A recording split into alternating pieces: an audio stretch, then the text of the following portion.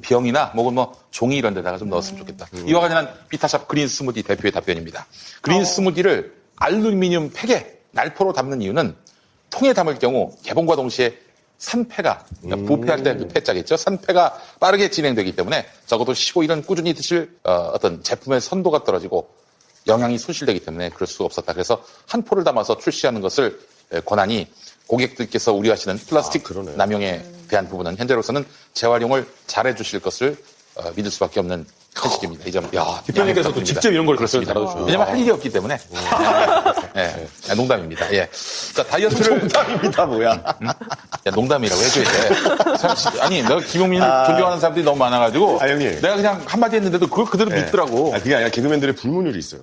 개그를 치고 나서 농담입니다라고 한 건 진 거야. 야, 과장 광고로 이거 잡혀 들어가요. 그게 아니라 농담이라는 한 거는 우리끼리 그게 암묵적인 그게 있거든요. 못 웃긴 거다. 약간 그런 게 있어요. 아, 그래요? 예. 야, 근데 아니야, 이거. 직업이고, 우리. 그래서 과장 광고로 잡혀가요, 요즘에. 조심해야 돼. 조심하긴 해야죠. 조심해야 돼. 예. 자, 다이어트에 실패하고 있던 제 아내의 의견을 묻지 않고 무작정 1개월분을 주문했습니다.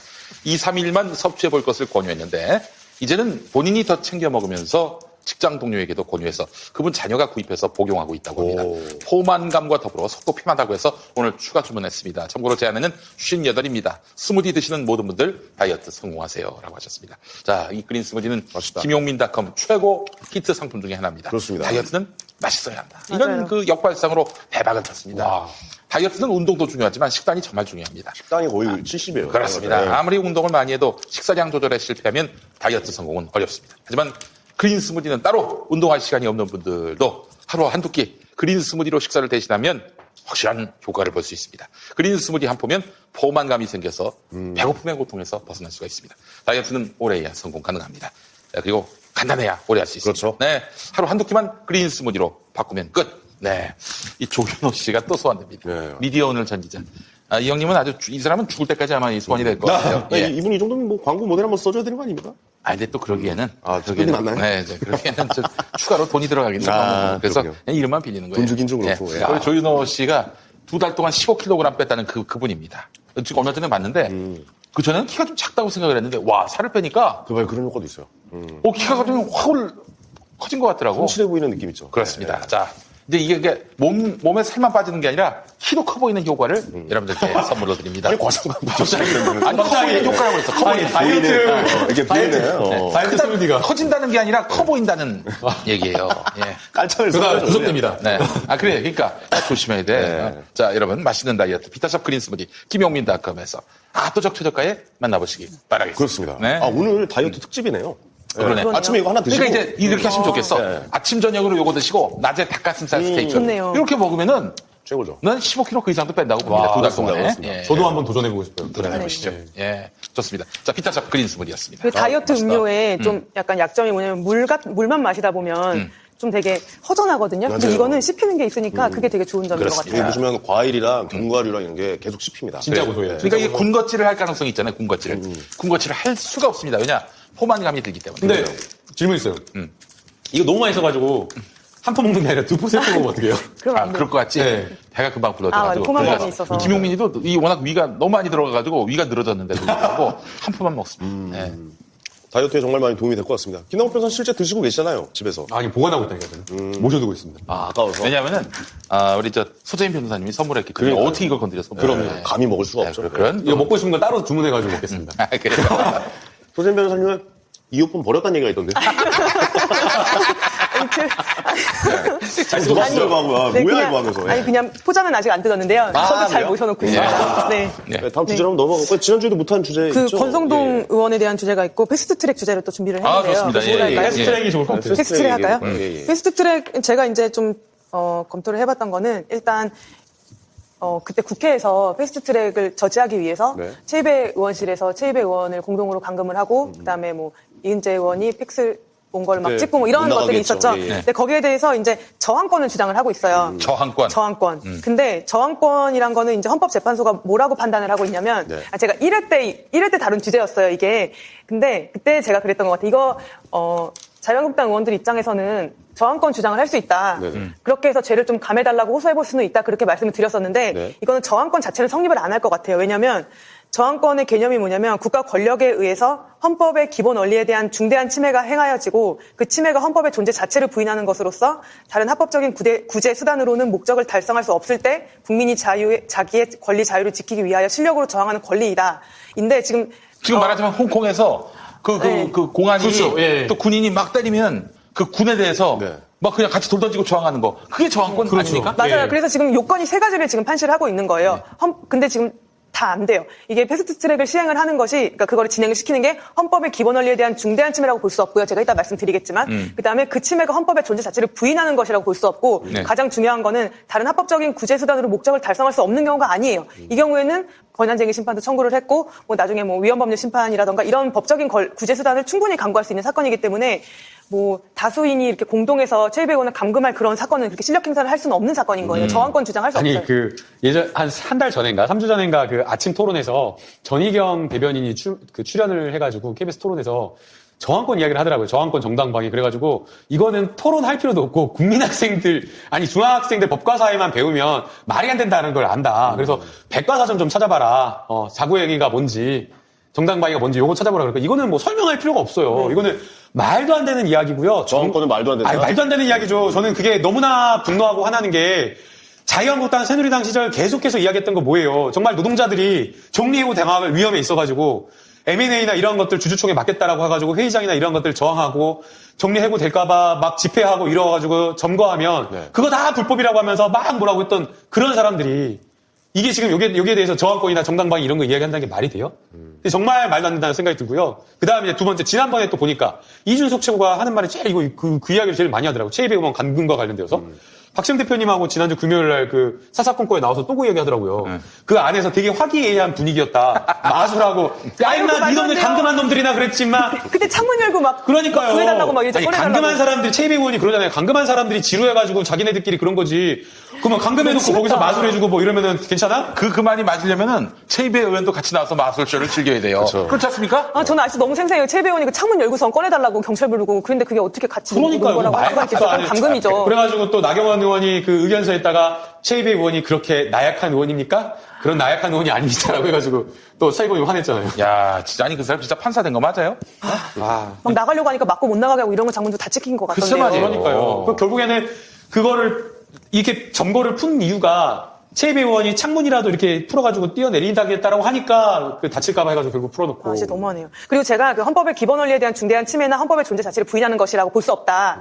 이 패스트 트랙을 진행하는 게 라고 말씀을 드린 이유는 그거예요. 이제 자유한국당의 논리는 이거 같아요. 국회법 48조에 따르면 네. 그 회기 중에는 위원에 대해서 사보임을 할 수 없다는 규정이 있다. 근데 회기 중인데 이거를 강제적으로 사보임했으니까 이거는 뭐 국회법 위반이다. 네네. 이거는 맞다 틀리다라고 결정할 수 없는 상황이에요. 왜냐면은 그 기억하실지 모르겠는데 2011년 12월에 한나라당 김홍신 전 의원 사건이 있어요. 그때 이제 그 강제 사보임이 한 번 있었거든요. 근데 거기에 대해서 김홍신 의원이 권한쟁의 심판을 청구를 했는데 거기서 헌법재판소가 기각을 했어요. 그러니까 그 기각의 이유가 뭐냐면 당론과 다른 견해를 가진 소속 국회의원을 당의 교섭단체의 필요에 따라 다른 상임위원회로 전임하는 조치는 특별한 사정이 없는 한 헌법상 용인될 수 있는 정당 내부의 사실상의 강제 범위 내에 해당한다. 그러니까 그 사보임 자체에 대해서 권한쟁의에서 기각을 한 거예요. 근데 이제 문제는 뭐냐면 이 국회법 48조가 이 기각 결정이 있은 다음에 신설됐기 때문에 지금은 어떻게 판단될지 는 다시 판단을 받아봐야 되는 것이지 이 자체를 가지고 헌법의 기본 원리에 대한 중대한 침해라거나 헌법의 존재 자체를 부인하는 것이라고 볼 수 없는 거예요. 다툼의 분명 네. 손재인 변호사님 말씀하신 대로 다툼의 여지는 있어요. 그런데 만약에 예. 진짜 그래서 헌법재판소 권한쟁의 청구로 가가지고 자유한국당이 유리한 판결을 받는다 한들 그렇죠. 그렇다고 한들. 한들 지금 국회 거기 의사복 점거해가지고 팩스 부시고 종이 찍고 막 문 때려 부시고 거기 문 잠그고 이런 그거는 것들 안 돼. 다 그거는 정당화 다, 안 된다는 그건 거예요. 그건 다 정당 안 돼요. 위법하다는 네. 거예요. 아무리 그게 국회법이 뭐 48조가 위법하다라고 해도 사보임이 위법하다고 맞아요. 해도 아니 자유한국당 내가 자유한국당 의원이란 말이에요. 사보임이 명백한 위법인 것 같아. 그러면은 그러지 않아요. 그냥 집에 가버리지. 야, 열심히 해라 너희들. 우리 저 권한쟁의로 해가지고 우리의 그 권리를 수호할 테니까 그렇게 해야 되는 거예요. 마음대로 해봐. 그러니까요. 그리고 사보임 그 국회법 48조 그게 위법하다라는 것도 사실은 다툼의 여지가 있어요. 만약 한 번도 이게 안 된다, 위헌 교체를 할 수가 없다, 사보임할 수 없다라고 해버리면 그러면 회기 중에는 진짜 국회 의사와 관련되어서 임명할 수 있는 그 권한을 다 상실해버린 거예요. 그럼 그대로 쭉 가버리는 거거든요. 그래서 지금 국회의장이나 국회에서 유권 해석을 내는 거는 한 번에 한 차례에 의해서 회기가 바뀌었을 땐 그게 가능한 걸로 해석해야 된다고 이야기를 하고 있는 거예요. 그러면 그거는 그렇게 해야 되고, 그 다음에 국회 관행이라는 게 있잖아요. 자유한국당에서 더 많이 바꿨어. 자유한국당에서 더 많이 바꿨고, 심지어 나경원 의원도 바꿨는데 왜 이제 남이 바꾼다고 한 번 바꾼다고 하니까 안 된다고 하는 건지 그건 말이 안 되잖아요. 이게 계속 뭐 아무런 제재도 안 받고 아무런 죄도 안 물고 넘어간다면 이거 다음에 또 이럴 거 아닙니까, 솔직히. 그러니까요. 그래서 옛날에 또 이것도 시끄러워질 건데. 제대로 처벌을 해야 된다. 뭐 나경원 의원이나 황교안 대표가 다 법률가잖아요. 법조인이잖아요. 다들 법조인이죠. 근데 예. 꼭 한다는 이야기가 이 사람들이 모든 책임을 제가 짊어지고 가겠습니다. 이렇게 이야기를 해요. 근데 그 두 분 경찰 와서 뭔 얘기하다가 지금. 황교안 대표는 묵비권 행사했는데 5시간 만에 나왔다는데 묵비권 행사하는데 뭐하러 5시간 만에 나와? 그냥 나오지? 5시간 말하는 거 그냥 나가지 않는 게 좋았죠. 네. 뭐하러 귀찮게 해. 그러니까 뭐 책임지는 모습을 보여주고 싶었던 그런 그 거겠죠. 공무원들만 경찰 공무원들만 힘들게 그리고 하는 지금 나경원이 그 검찰 갔다 온 다음 자유한국당은 거의 멘붕이 됐습니다. 왜요? 특히 지금 소환 통보를 받은 60명 의원들 좀 멘붕이에요. 예. 왜냐하면은 기본적으로 나경원이 나가서 제가 다 시켰습니다. 제가 한 거예요. 그러니까 이 의원들은 제가 시키는 대로 했고 제가 그 의원들한테 내 말대로 안 하면 그땐 깡패가 되는 거야. 라고 말하진 않았지만 또 거기서 그 소환 조사 받으러 이거 되게 나가면 뒤늦게 꽂혔네. 이거 재밌는 건데. 예. 소환 조사에 만약에 응하면은 다음에 공천 없다고 내가 협박을 해가지고 이 사람들 못 나온 거다라고 얘기를 해야 그렇죠. 라고 얘기를 해야 사실은 진짜 자기가 책임을 지는 건데. 그렇죠. 그런데 그게 아니라 그런 얘기는 안 했어. 가서 뭐라고 했어요? 나가가지고 네. 그 자리에서는 화기애애한 분위기 맛을 쇼했고 빵을 나눠 먹고 이런 얘기를 했다는 거야. 아이고, 그러면 그 의원들 지금 나경원만 믿고 지금 소환 조사 전혀 응하지 않았는데. 이거 나중에 어떻게 되냐 이거야. 그러니까요. 근데 지금 그렇죠. 당에서 해줄 수 진짜 있는 거는 당에서 해줄 수 있는 것은 이 패스트 트랙 당시에 충돌을 빚어가지고 소환 통보 받은 사람들 형님. 이 사람들한테 가산점 공천 가산점 주는 거 말고는 없어요. 그렇게 해서 가산점 받아가지고 공천 돼봐야 무슨 소용이 있어. 나중에 또 법으로 걸릴 텐데. 당선 부여하면 그땐 나가리예요. 맞죠? 형님, 오히려 자한당한테 좋은 거 아닙니까? 뭐가? 당수의 신청원에서. 아니 근데 공천을 줘야 되잖아. 아니 그러니까 인적 세신일 수 있죠. 인적 세신. 자연적 물갈이가 되는 건가요? 자연적으로 물갈이 되고 오히려 더 좋아지는 거 아니 아니에요? 그럴 것 같으면은 공천 단계에서 혁신을 해야지. 공천 때는 이은재고 뭐고 다 공천 주면은 누가 혁신했다고 누가 말할 수 있겠어요. 아이 그거야 안 되죠. 예. 어차피 잘못된 건 확실하게 좀 가려야죠. 예. 그래서 나경원 의원이 이제 갑자기 출석을 한 게 결국에는 뭐 국민들 여론 압박도 있었지만 네.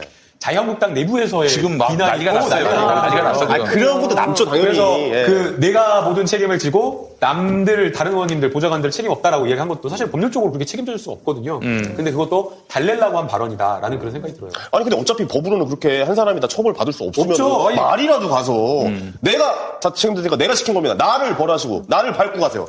라고 하면은 좋은 거 아니 아니에요? 그런 일생을 살아온 나경원이 아닙니다. 아니 어차피 법의 처벌이 그렇게 내려지지 않는 절대 걸 알 그럴 텐데. 분이 아니십니다. 절대 그럴 분이 아니세요. 아니 그러면 당이라도 한 대 모아주고 뭐 이런 모습이라도 있을 텐데. 예. 그 선거 치르고 서로 고소고발 막 있잖아요. 네. 그러면은 그 제일 현장에서 고생하신 분들이 사실은 고소고발 당하거든요. 맞아요. 그래서 민주당도 예전에 국정원 감금 사건이나 이런 것들 하면 그 현장에서 오피스텔 가가지고 그 증거 수집 김하영이라고 하는 그 국정원 여직원 끌어내고 감금이 아니라 거기에 셀프 감금했던 사람들 증거 수집하려고 했던 사람들만 고소 당하고 막 그랬어요. 근데 김하영이 아직도 국정원에 있어요? 있어요. 나 참 기가 막히네. 어? 오늘 김현 의원님이 출판 기념회 북콘서트 있잖아요. 예. 그때 4년 6개월 재판 받으면서 제일 고생하셨던. 그런데 그런 김현 의원한테 비난을 합니다. 그것도 세월호 유가족과 관련되어서도 세월호 유가족 대리기소 폭행 사건 있었잖아요. 네. 그때 거의 조국 교수님 방송하듯이 종편에서 진짜 하루 종일 그 이야기만 했었던 거예요. 근데 다 무죄였어요. 그 대리기사 진술은 완전히 진짜 오락가락 해갖고 막 바뀌는 거였고. 벌써 이름들 다 까먹었네. 김아영이라고 하네. 김하영입니다. 김하영. 이름 잊지 마세요. 김아영이 뭡니까? 김아영이. 김하영. 그래가지고 그걸로 김 의원님 대리기소 폭행 사건으로 완전 고생했는데 무죄 결국엔 다 받았고 1심부터. 나중에 보니까 청와대의 민정수석의 김아영이 아니라 김하영이라니까. 김아영은 뭐야 또 김아영은. 민정수석의 사건 기록에 들어가 있었잖아요. 요거 해가지고 하려고 하는.